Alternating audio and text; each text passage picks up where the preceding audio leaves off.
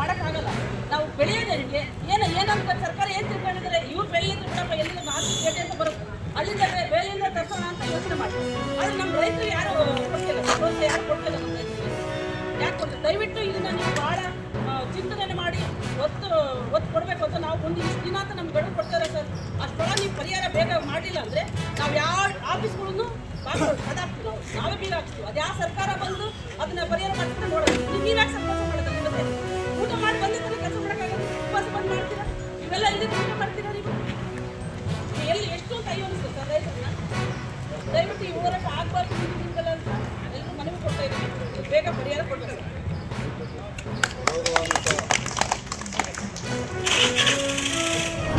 ಬೇಜಾರಾಗಿರುವಂತಹ ಏನು ಸಿಟಿಸನ್ಸ್ ಯಾರಿದ್ದಾರೆ, ನಮ್ಮ ಪ್ರಜೆಗಳು ಯಾರಿದ್ದಾರೆ, ಅವ್ರಿಗೆ ಇರುವಂತಹ ಹಕ್ಕುಗಳು, ಎಲ್ಲ ಹಕ್ಕುಗಳು ಕೂಡ ನಿಮಗೂ ಕೂಡ ಇದೆ.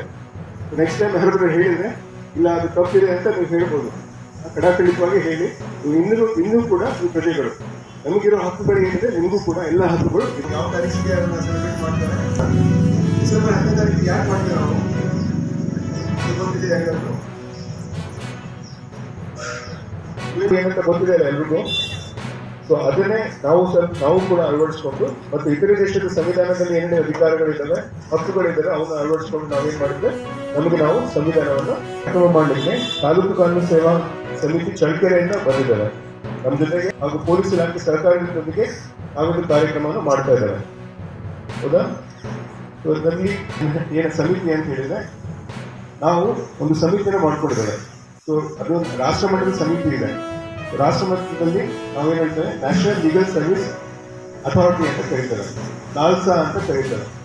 ಓಕೆ, ಅದು ರಾಜ್ಯ ಮಟ್ಟದಲ್ಲಿ ಕಾಲ್ಸಾ ಅಂತ ಇದೆ, Karnataka state legal service authority ಅಂತ ಇದೆ. ಜಿಲ್ಲಾ ಮಟ್ಟದಲ್ಲಿ DLSA ಅಂತ ಇದೆ, ಜಿಲ್ಲಾ ಕಾನೂನು ಸೇವೆಗಳ ಪ್ರಾಧಿಕಾರ.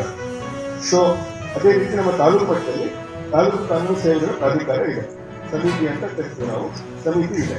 ಆ ಸಮಿತಿಗೆ ನಾನು ಒಬ್ಬ ನ್ಯಾಯಾಧೀಶನಲ್ಲದೆ ನಾನು ಆ ಸಮಿತಿಗೆ ಅಧ್ಯಕ್ಷನಾಗಿರ್ತೇನೆ. ಸೊ ನಾವೇನು ಮಾಡ್ತೇವೆ ಅಂತ ಹೇಳಿದ್ರೆ, ಕಾನೂನು ಅರಿವು ಕಾರ್ಯಕ್ರಮಗಳನ್ನು ಹಮ್ಮಿಕೊಳ್ತೇವೆ.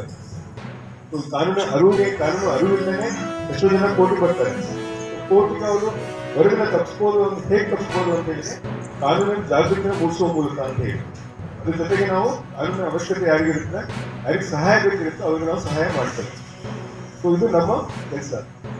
ಸೊ ಈಗ ಜಾಗೃತಿ ಕಾರ್ಯಕ್ರಮದಲ್ಲಿ ಮೊನ್ನೆ ನಾವು ಒಂದು ಪ್ರಬಂಧ ಸ್ಪರ್ಧೆಯನ್ನು ಏರ್ಪಡಿಸಿದ್ದೆ. ಎಲ್ಲರೂ ಬರ್ತೀರಾ? ಯಾವ ಟಾಪಿಕ್ ಬಗ್ಗೆ?